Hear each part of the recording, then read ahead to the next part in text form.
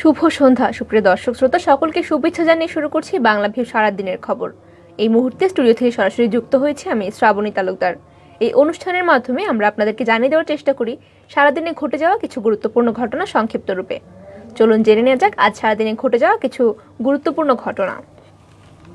বাংলাদেশের আকাশে পবিত্র রমজান মাসের চাঁদ দেখা গিয়েছে, ফলে আগামীকাল রোববার থেকে মাসব্যাপী সিয়াম সাধনা শুরু হচ্ছে।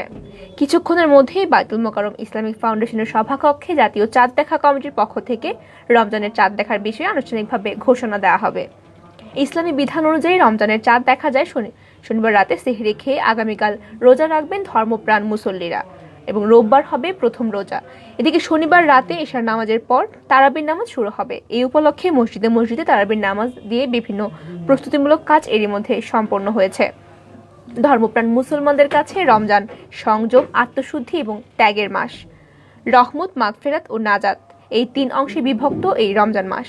এই মাসে সুবে সাদিক থেকে সূর্যাস্ত পর্যন্ত পানাহার, সহবাস এবং যে কোনো ধরনের পাপ কাজ থেকে বিরত থাকার মাধ্যমে রোজা পালন করবেন মুসলমানরা। এই মাসের শেষ অংশে রয়েছে হাজার মাসের ইবাদতের চেয়ে উত্তম কদরের রাত।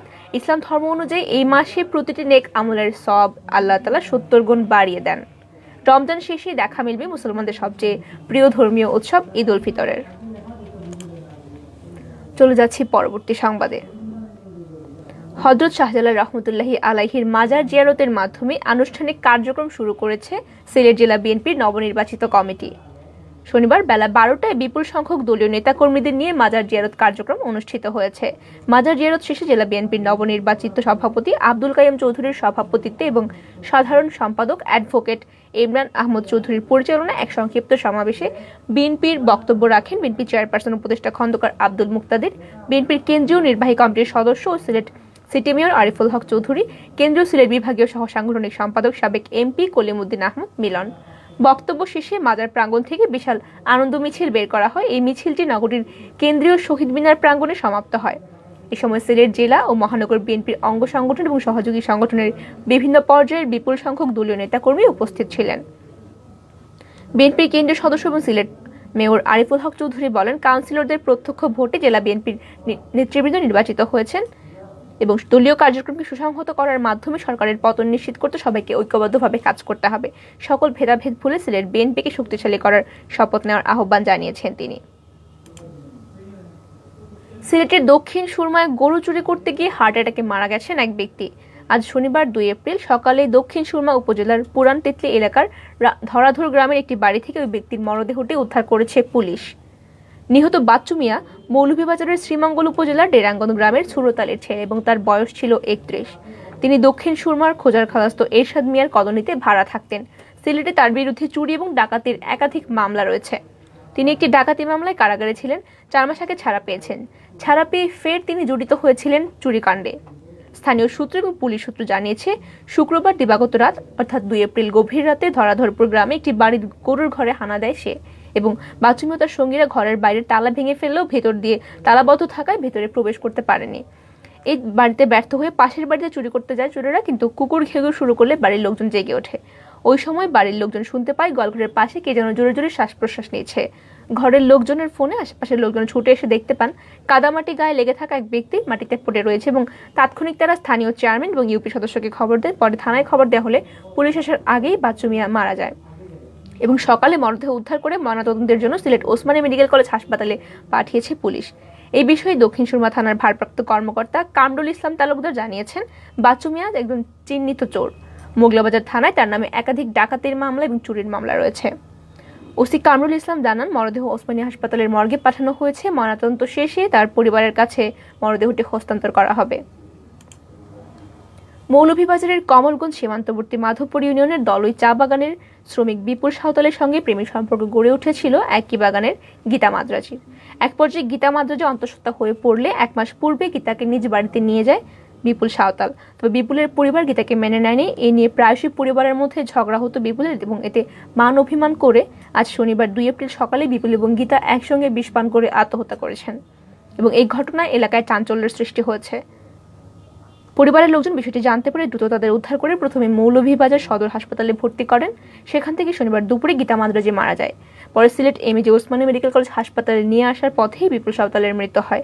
দলুই চা বাগানের পঞ্চায়েত সম্পাদক সেতু রায় ঘটনার সত্যতা নিশ্চিত করেছেন এবং কী কারণে তারা আত্মহত্যা করে বিষ পান করে আত্মহত্যার পথ বেছে নিল তা তিনি জানেন না বলেছেন।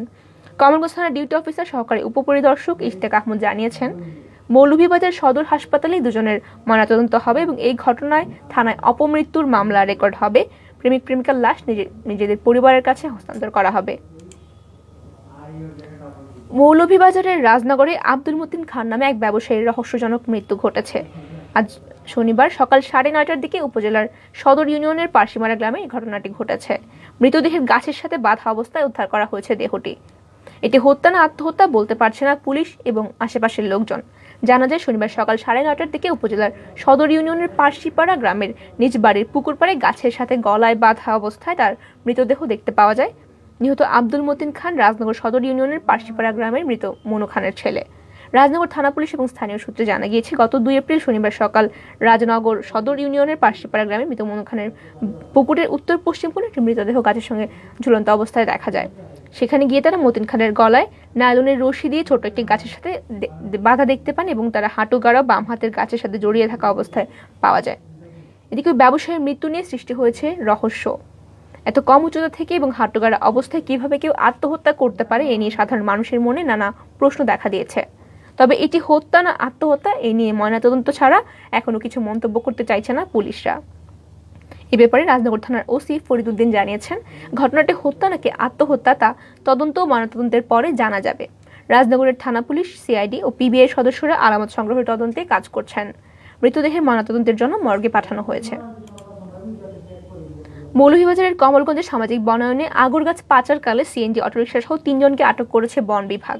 শনিবার ভোরে আদমপুর বনায়ন থেকে গাছ পাচারকালে তাদেরকে আটক করা হয়েছে। জানা যায়, গোপন সংবাদের ভিত্তিতে আদমপুর বন বিটের কর্মীরা পাচারকারীদের পিছু ধাওয়া করে বন বিটের কাগরওয়ালা থেকে পাচার ব্যবহৃত সিএনজি অটোরিকশা সহ 3 জনকে আটক করা হয়েছে।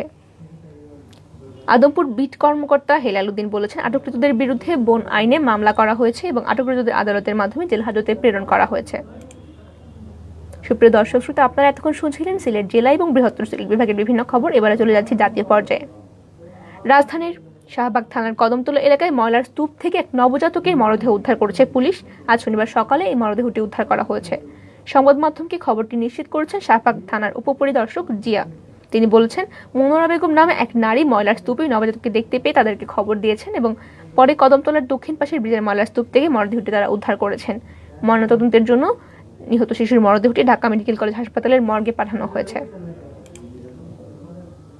ব্রাহ্মণবাড়িয়ার আশুগঞ্জে জমি সংক্রান্ত বিরোধের জেরে 2 পক্ষের সংঘর্ষে পুলিশ সহ অন্তত 20 জন আহত হয়েছেন। আজ শনিবার বেলা 11টা থেকে দুপুর 2টা পর্যন্ত দফায় দফায় উপজেলার 4তলা গ্রামের 2 পক্ষের মধ্যে এই সংঘর্ষ ঘটিত হয়। আহতদের স্থানীয়ভাবে জেলা ও সদর হাসপাতালে চিকিৎসা দেওয়া হয়েছে। পুলিশ এবং স্থানীয়রা জানিয়েছেন, 4তলা গ্রামের আনু সরকার বাড়ির লোকজনের সঙ্গে শিয়াল বাড়ির লোকজনের জমি নিয়ে বিরোধ চলছিল। এর জের ধরে শনিবার সকালে 2 পক্ষের মধ্যে দেশীয় অস্ত্রশস্ত্র নিয়ে সংঘর্ষে জড়িয়ে পড়েন। খবর পেয়ে পুলিশ ঘটনাস্থলে পৌঁছে পরিস্থিতি নিয়ন্ত্রণের চেষ্টা করে এবং এই ঘটনায় 3 পুলিশ সদস্য সহ অন্তত 20 জন আহত হয়েছেন। এবারে চলে যাচ্ছি খেলার খবরে। কেশব মহারাজের করা লেংথ বলে কাট করে ডিপ ব্যাকওয়ার্ড পয়েন্টে 2 রান নিয়ে কাঙ্ক্ষিত লক্ষ্যে পৌঁছে গেলেন মাহমুদুল হাসান জয়। আন্তর্জাতিক ক্রিকেট ক্যারিয়ারে মাত্র 3য় টেস্টে পেয়ে গেলেন সেঞ্চুরির স্বাদ। জয়ের অনবদ্য শতকে দক্ষিণ আফ্রিকার বিপক্ষে টেস্টে খরা ঘুচল বাংলাদেশের। সাদা পোশাকের কিতাবি সংরক্ষণে প্রোটিয়াদের বিপক্ষে এর আগে কোনো শতক ছিল না টাইগারদের। এবার সেটিও এলো দক্ষিণ আফ্রিকার মাঠেই। আন্তর্জাতিক ক্যারিয়ারটা খুব বেশি বড় নয় জয়ের, এখনো 4 মাস ছয়নি। গত ডিসেম্বরে ঘরের মাঠেই অভিষেক ক্যাপ পান। নিউজিল্যান্ডে খেলে 2য় টেস্ট এবং অনবদ্য ব্যাটিংয়ে ঐতিহাসিক কিউই পথের পার্শ্বনায়ক তিনি। ধৈর্য, স্কিল আর পরিণত মানসিকতার ছাপ সেদিনই দিয়েছেন জয়। এবার ডারবান টেস্টে দক্ষিণ আফ্রিকার বিপক্ষে চেনালেন আরেকবার। অনবদ্য সেঞ্চুরিতে জয় বার্তা যেন দিলেন। টেস্ট ক্রিকেটে ব্যাট হাতে অনবদ্য খেলা দেখাতে এসেছেন তিনি। এবার চলে যাচ্ছি আবহাওয়ার খবরে। সিলেট অঞ্চলে আজ শনিবার ঝড় বৃষ্টি হতে পারে। সিলেট বিভাগে 45 থেকে 60 কিলোমিটার বেগে ঝোড়ো হাওয়া বয়ে যেতে পারে, এমন পূর্বাভাস দিয়েছেন আবহাওয়া অধিদপ্তর। আবহাওয়া অধিদপ্তর জানিয়েছে, শুক্রবার সকাল 6টা থেকে শনিবার সকাল 6টা পর্যন্ত সিলেটে সামান্য বৃষ্টি হয়েছে। তবে শনিবার সকাল থেকেই সিলেটের আকাশে চলছে রোদ মেঘের লুকোচুরি। একই সঙ্গে রয়েছে দক্ষিণা বাতাস। এই অবস্থায় আবহাওয়াবিদরা জানিয়েছেন শনিবার সকাল 9টা থেকে আগামী 24 ঘন্টায় সিলেট বিভাগের কিছু কিছু জায়গায় অস্থায়ী দমকা হাওয়া সহ এবং বজ্রসহ বৃষ্টি হতে পারে। এছাড়াও শনিবার যে কোনো সময় সিলেট অঞ্চলের উপর দিয়ে পশ্চিমা বা উত্তর পশ্চিম দিক থেকে ঘন্টায় 45 থেকে 60 কিলোমিটার বেগে বয়ে যেতে পারে দমকা বা ঝোড়ো হাওয়া। এই সময় সিলেটের দিন এবং রাতের তাপমাত্রা প্রায় অপরিবর্তিত থাকতে পারে বলেও জানিয়েছেন আবহাওয়াবিদরা। সুপ্রিয় দর্শক শ্রোতা, শেষ করার আগে জানিয়ে দেব সারা দেশের করোনা ভাইরাসের পরিস্থিতি। দেশে সর্বশেষ 24 ঘন্টায় করোনা সংক্রমিত হয়ে কারো মৃত্যু ঘটেনি। এই নিয়ে টানা 3 দিন দেশে করোনায় কারো মৃত্যু হয়নি। গত 24 ঘন্টায় করোনা শনাক্ত হয়েছে মাত্র 56 জনের। আগের দিন করোনা শনাক্ত হয়েছিল 81 জনের। স্বাস্থ্য অধিদপ্তরের তথ্য অনুযায়ী গত 24 ঘন্টায় 7017টি নমুনা পরীক্ষা করা হয়েছে এবং পরীক্ষার বিপরীতে করোনা শনাক্তের হার দাঁড়িয়েছে 0.88%। এর আগের দিন এই হার ছিল 1.09। 24 থেকে শুরু থেকে এখনো সংক্রমণ বৃদ্ধির ধারাবাহিকতা দৈনিক রোগী শনাক্ত 15,000-এর উপরে উঠেছিল এবং 3 ফেব্রুয়ারি পর্যন্ত তা 10,000-এর উপরেই ছিল। নিয়মিতভাবে রোগী শনাক্তের হার কমায় দেশের শিক্ষা প্রতিষ্ঠানগুলো খুলে দেওয়া হয়েছে এবং তুলে নেওয়া হয়েছে সব ধরনের বিধিনিষেধ। সুপ্রিয় দর্শক শ্রোতা, আপনারা শুনছিলেন সারাদিনে ঘটে যাওয়া বিভিন্ন গুরুত্বপূর্ণ খবর। এতক্ষণ সঙ্গে থাকার জন্য সকলকে অসংখ্য ধন্যবাদ। সবাই ভালো থাকুন, সুস্থ থাকুন এবং আমাদের সঙ্গেই থাকুন।